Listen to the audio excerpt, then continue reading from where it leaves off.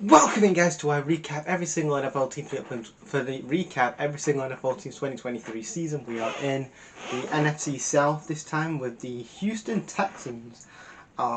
Houston Texans. They were again going into this 2023 season. I think if you're a Texans fan going into 2023 season, you're not really expecting really a lot from this team. To be honest, especially after the last couple of years, you had Lovie Smith coming in 2022. You know, they did the tank, even though they give the fucking Bears the Lovie Smith's like, you know what, fuck it, I'm giving the Bears the number one pick. They trade that to Carolina, so they didn't give Houston the number one pick. That went to Carolina from the Bears. They come into the 2023 season, they need a lot of work, a lot of cosmetic work going on. First off was the quarterback position. For years, they've never had a quarterback. They've not got the quarterback position addressed. And then secondly was definitely a head coach. You went from Lovie Smith and other people in the head coaching role, but you went for another defensive head coach in D'Amico Ryan. He did great with the San Francisco 49ers defense the last couple of years under Kyle Shanahan. He found it's his first head coaching job in the NFL, and he drafts. And talking about the draft, he drafts C.J. Stroud, second overall. He was a really good addition. C.J. Stroud, I'll talk about him in a minute.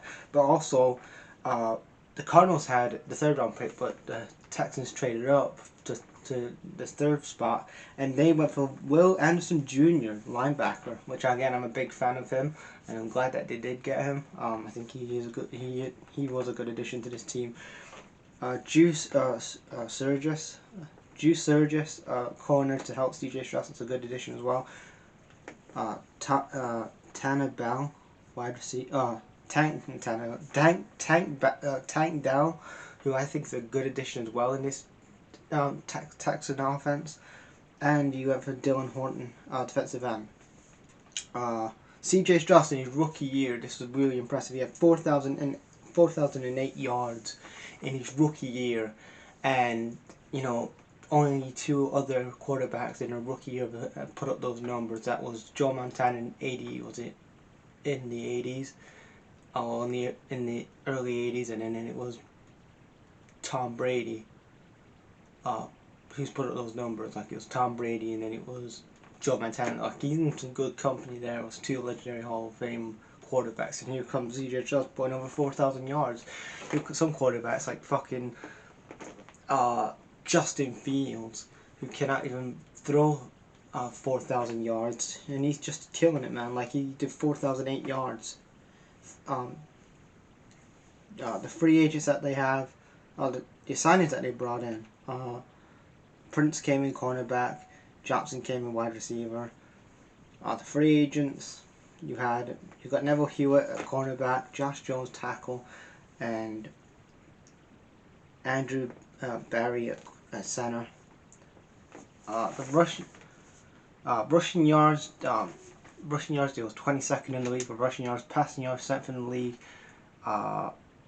They had points for 13th. They had the 13th best offense in the league, but again, that's going to improve more with the additions that you have more, the additions that you get, and improving this roster. I think it wasn't a bad roster, but again, you can still improve on that. The 13th best offense in the league. Defense, there was the 10th best points against, the 10th best defense in the league. Not too bad for a rookie head coach. And you finish off the regular season with a 10-7 record.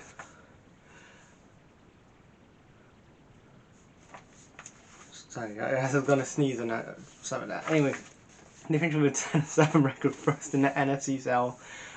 They lose in the divisional round to the Ravens, but again, they get the first NFC Championship since 2019. That's pretty impressive, especially for a rookie head coach and a rookie quarterback.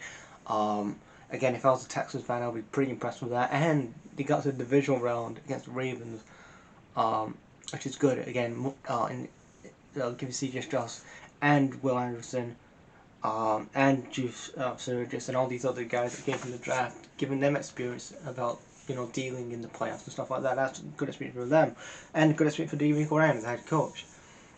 But ultimately, they lost to the Ravens in the divisional round, and they had a really impressive year. And I think I don't want to jinx it for Houston Texans fans. So I know you guys have been wanting to have a fractured quarterback for a while, but I think again this is only his rookie year. But I think if year two starts his rookie year as if year two starts well, ends well as year one did, you may have your guy in Houston. You may have your guy that could win you the NFC Championship for the NFC South for many years.